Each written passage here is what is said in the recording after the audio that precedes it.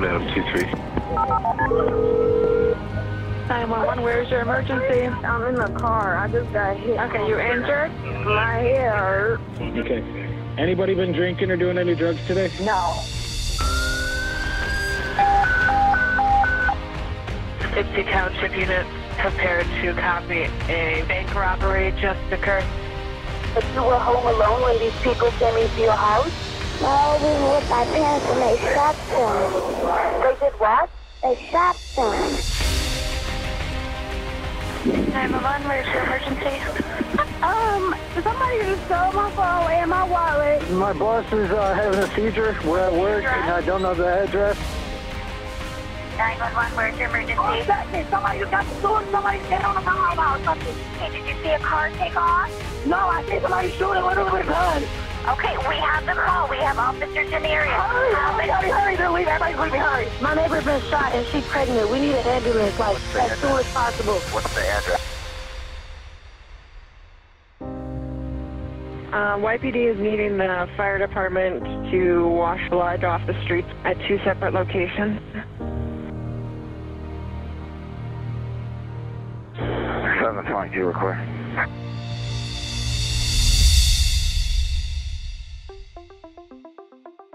Welcome to a new edition of Beyond the Badge. My name is Jerry Clayton. I'm Sheriff of Washtenaw County. Today's episode, we will give you an inside look at the people and operations of Washtenaw County Metro Dispatch, also known to many as 911. Because they are usually the first contact for emergency call, we refer to our dispatchers as the true first responders. 24/7, 365 days a year, we receive calls from all over Washtenaw County. On average, Washtenaw Metro Dispatch handles 1,200 to 1,300 calls a day. Anything from a traffic incident to a homicide. Metro Dispatch serves over 92% of the population of Washtenaw County, and it really facilitates the communication of all of our first responders, police, fire, EMT, and mental health agencies. Because of this central focus of Metro Dispatch, it really allows great efficiency and effectiveness of coordinated services when situations require a multiple agency response. Our Metro Dispatch staff works hard, trains hard, is fully committed to delivering exemplary service. Metro Dispatch is an integral part of the Sheriff's Office mission of creating public safety, providing quality service, and building strong and sustainable communities.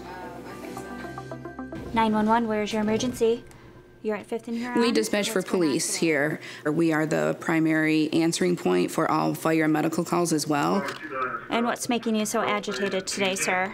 So a lot of people don't know if they should call 911 or not call 911. I always tell them, if you're ever not sure, just call 911, because you're going to get the same people. I actually tell people, always call 911. If you have any question, it doesn't matter. If it's not a life or death emergency, I can put you on hold and come back to you and answer that life or death emergency.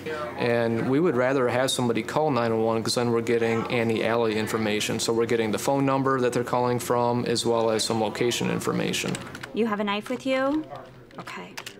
We have some of the best dispatchers in the state of Michigan, and I think a couple common traits that you'll see is people are able to work in a team environment. They're good multitaskers, good communicators. We look for someone who's level-headed, able to make on-the-spot decisions. So we need somebody that can think clearly. They need to be calm. They need to be patient. They need to be compassionate. All those traits are important because it helps us to effectively obtain the information that is necessary. What are you wearing today so the officer knows what you're wearing? The call taker obtains all the necessary information and enters it into what is called CAD. It's a computer-aided dispatch system. It immediately shows up on the dispatcher's computer screen, and then the dispatcher will then call the officer on the radio, but then also send the call screen to the officer's in-car computer, so they have access to the same information. Sometimes callers don't understand the reasons for why we ask as many questions as we do. There are reasons behind it. And I'm going to get an ambulance out to you. I don't want you to be combative with any police officers. I mean, we send our officers into harm's way all the time. Every scene they respond to, they know nothing unless we ask the question. So they're relying on us big time for their safety. So the more accurate we can do our job on the front end of the call and best prepare the officer walking into an unknown situation, the better off we're all going to be. Yes, sir. Police are on the way. I'm going to transfer you over to the paramedics now.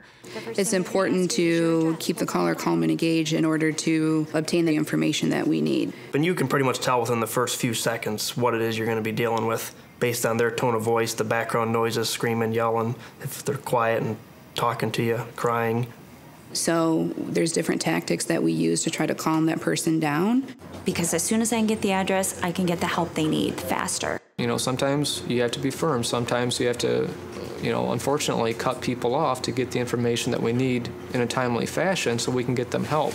I understand it's the worst day of their life, and I'm here to help them as much as I can, but for us to soothe them, calm them, and stay calm and collective actually helps them sometimes. In doing that, it may come across sometimes as we're being, you know, rude or, you know, too blunt or interjecting. The reason that we need to not get emotionally involved in a call is because that's not gonna help me handle the call, and it's not going to help the person. We try to remember, I think, how we would want to be treated if someone calls, if we had to call, you know, because several of us had emergencies in the past. You know, I've had friends that are firefighters that they called me and their garage is on fire, you know, and they lose all sense, even though they know this is how we respond and this is what happens. They don't know.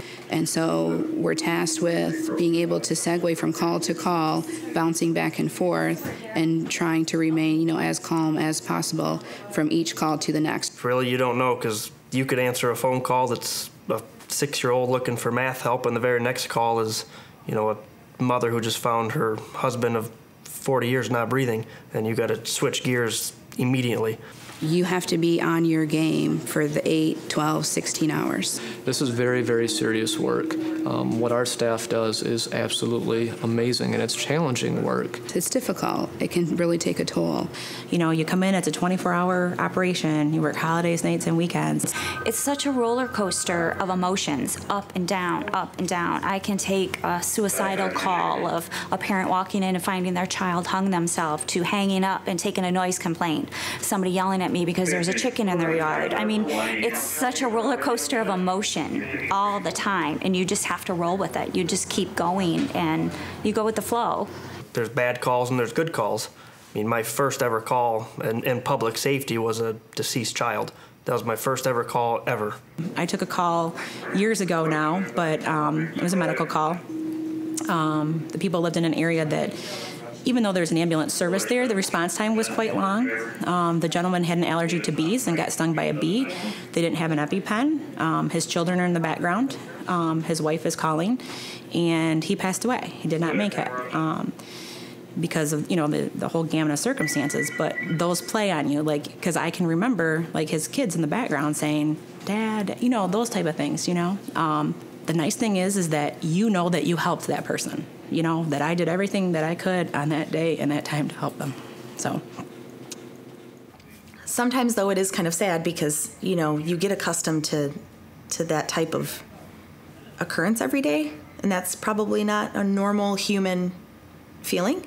It's one of the reasons why it's ranked in the top 10 highest, most stressful jobs in the nation is the lack of closure, the exposure to the trauma. I think the Sheriff's Office does a pretty good job in how we handle that with the Employee Assistance Program. You know, people can contact that anonymously and, you know, get any help that they need. We have specialized teams through CISM, which is Critical Incident Stress Management Team, and they can do group and individual debriefings upon request. And then really just talking to your peers and saying, hey, like, this was hard. And sometimes if people have to step out, you know, after a call, they step out after a call. That's where that team is nice, you know, having that team-based environment where somebody can pick up your slack if, you know, you need to take a couple minutes and make a personal phone call or something like that. But then you have the good calls, like delivering a child over the phone. In my previous job, I would dispatch for medical, and I've helped give birth over the phone, given just word-by-word instructions. That's cool. I would say there's a lot of ups and downs. You have to be strong, you have to be confident, you have to be able to work a lot of hours. You are away from your family a lot, but it is rewarding when you leave knowing you did help save lives all day. Summarizing what we do every day, this is the best analogy that I can come up with. Imagine reading thousands of books a year, but only reading the first chapter of it, and you never get the middle or the end of the book. and you have to be okay with that. And knowing that you in some way are making a difference, that's what makes us pick up the next call. Our communications operators and our call takers, they're doing meaningful work, and that keeps them coming back every single day. There's probably places that you could go where you don't have to be exposed to the trauma, but knowing that it's meaningful work and it has value to our communities, I think that's why they do it.